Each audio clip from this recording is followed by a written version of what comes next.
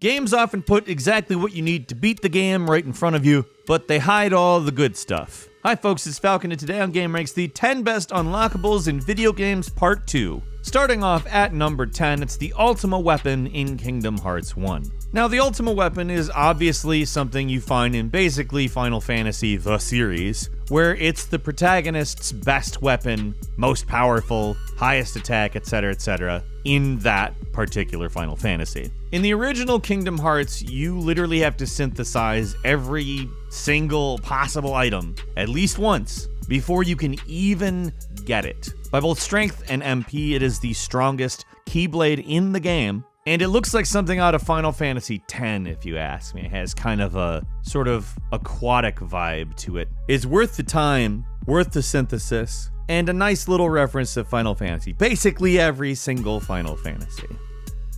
Coming in at number 9 is the Mega Buster, the actual real Mega Buster from Mega Man in Dead Rising. Now, Dead Rising is obviously a goofy game, so it's not like the Mega Buster being in it somehow makes it strange. I mean, we're talking about a game where the main antagonist is a company that makes pills that if you take daily will stop you from becoming a zombie if you get infected, which is depressingly real sounding, but also very clearly parody. But the series was created by Kenji Inafune, who is obviously an art director on Mega Man, the originals. So obviously that's a fun little reference. The way you get it is by killing 53,594 zombies, which sounds like a lot, but you kill a lot of zombies very quickly in Dead Rising. You also have to complete the Zombie Genocider achievement and or trophy, depending on what platform you play it on, in one single playthrough. Doesn't matter what ending you get, and you get the real Mega Buster. And let me just go ahead and say why it matters to say real. You can also get another Mega Buster in the game, which is simply called the Mega Buster. However, it is a toy.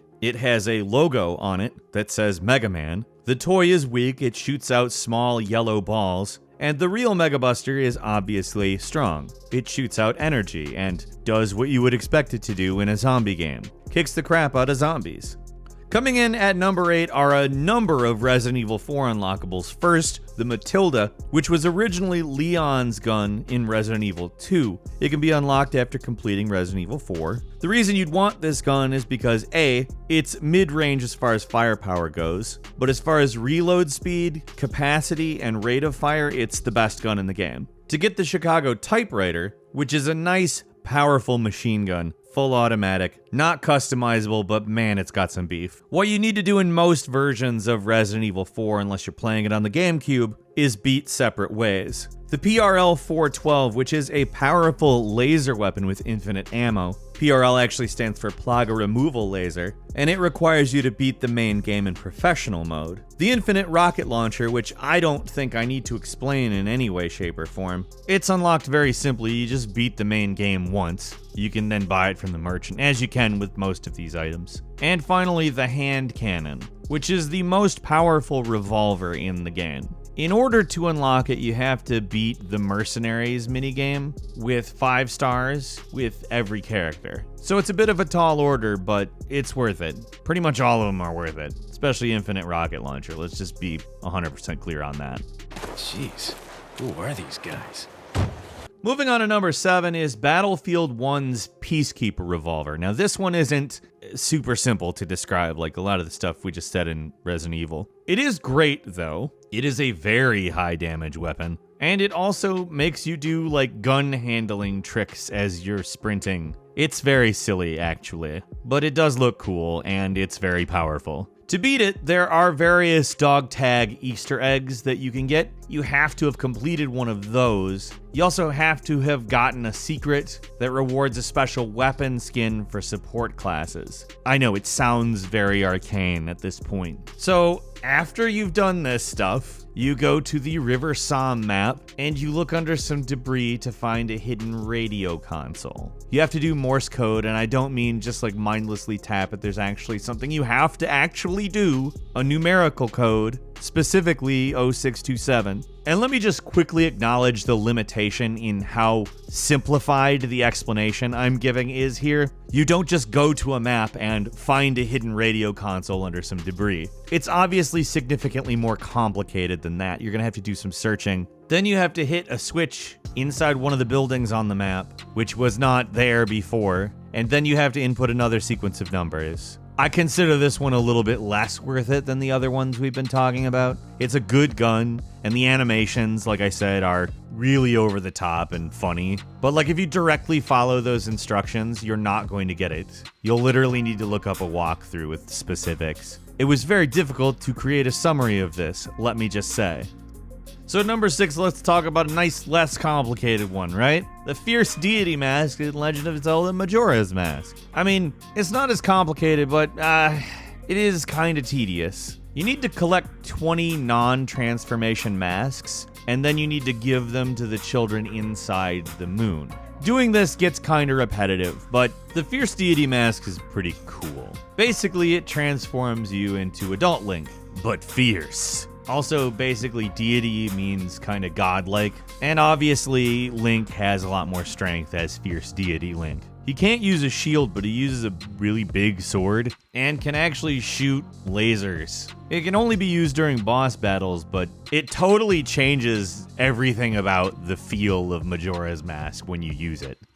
At number 5, this is a really simple one to explain, but you're gonna have some trouble doing it. The infinite ammo coin in Resident Evil 7, which you get for beating the game on Madhouse. Now, Madhouse is a difficulty that you have to unlock itself. You beat the game on easy or normal, and that unlocks Madhouse. Madhouse doesn't just change things about how hard things are. It also changes some specific stuff about the game. You cannot save repeatedly in Madhouse, for instance. You have to find single-use cassettes. In other words, basically save tokens, which you cannot use again after using them. It also drastically reduces the auto-saving. It's basically just before bosses, so good luck with that.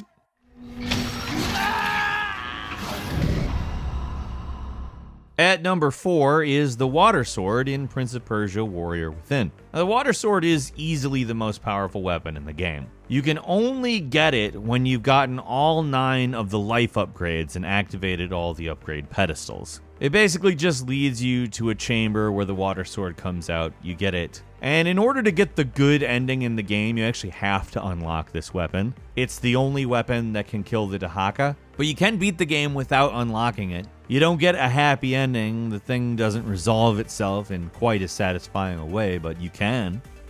And number 3 is the Recon Armor from Halo 3. Now, in Halo 3, you had to complete all of the Vidmaster challenges to unlock the Recon Armor, but the Vidmaster challenges themselves are also unlockable. Now, being it's after the date of March 29th, 2012, everyone just has this armor, but before then you had to do a bunch of stuff to get it. Like the Vidmaster challenges in Halo 3 are things like get the rank of Lieutenant in a playlist, enter into a ranked or social playlist with 70 XP on the 7th of the month, which is an extremely particular set of instructions, or finding things like hidden skulls. Here's the thing, once you completed all of these Vidmaster challenges, you had to log into Bungie.net and go to your Halo 3 service record and press a button there, which was labeled Unlock My Recon. That little extra step to me feels a little unnecessary, but I guess they really wanted people to go on to Bungie.net for whatever reason. 343 was like, actually no, we're not doing that. Not happening. It's free Recon Armor. At number 2 is Assassin's Creed 2's Altair Armor, which is, by the way, the best armor. It's unbreakable. It was apparently constructed by knowledge obtained from the Apple of Eden. However, it was sealed away in a sanctuary, presumably for being too badass. The way you get it is collecting the 6 seals from the 6 tombs of assassins long past, and that's pretty much it. It's not that complicated, really, but it's also, without question, the best armor in the game. And finally, at number 1, the Illusory Ring of the Exalted, and the Illusory Ring of a Conqueror from Dark Souls 2. Now, why would you want these rings in Dark Souls 2? Well, let's say you like PvP in Dark Souls 2. You like to fight other people in the game, but you don't like them knowing what weapons you have. This is your fix for that, as these two rings make the weapons in both of your hands invisible. The way you get them is beating Dark Souls without dying or ever, even once, resting at a bonfire, meaning no checkpoints. Nada. You can't do it if you want these rings. I'm going to go ahead and say, like, this is not going to be something that I'm ever going to be able to do. I will never have these rings. But if you've ever seen somebody who looks like they're not holding any weapons, but kills the crap out of you with weapons that they are clearly holding, you now know why. Couple of quick bonus unlockables for you. In Final Fantasy VI, there is Gogo and Umaro, who are very fun. Umaru is a giant yeti, and Gogo is a something. You find him in the world of Ruin. I don't know what to describe him as. He's got Mimic, though, and that's incredibly useful. I mean, it's slightly less of a secret in Final Fantasy VII, but Yuffie and Vincent, not difficult characters to get a hold of, but definitely optional, and they add so much to the game. Particularly Vincent. This is kind of an obvious and old school one, but Super Sonic from Sonic 2. If you get all 7 Chaos Emeralds, at any time you get 50 rings, you can jump and turn into what is essentially if Sonic met Dragon Ball Z. And it makes you super fast, you can jump super high, and you're invincible. Your ring count does go down and you have to get more rings in order to keep Super Sonic, but it's really cool. Don't even try to argue with me on that. Finally, if you beat Ghost Recon Wildlands on Ghost mode, you get the Exosuit. Basically, it's badass armor that makes you way better, for a lack of a technical explanation. And that's all we've got for you today. What was your favorite unlockable in a game we mentioned here? It may not be on this list, but let us know in the comments. If you like this video, click like. If you're not subscribed, now's a great time to do so. We upload brand new videos every day of the week. The best way to see them first is, of course, a subscription. So click subscribe and don't forget to click the notification bell. As always, we thank you very much for watching this video. I'm Falcon. You can follow me on Twitter @FalconHero. And we'll see you next time right here on gameranx.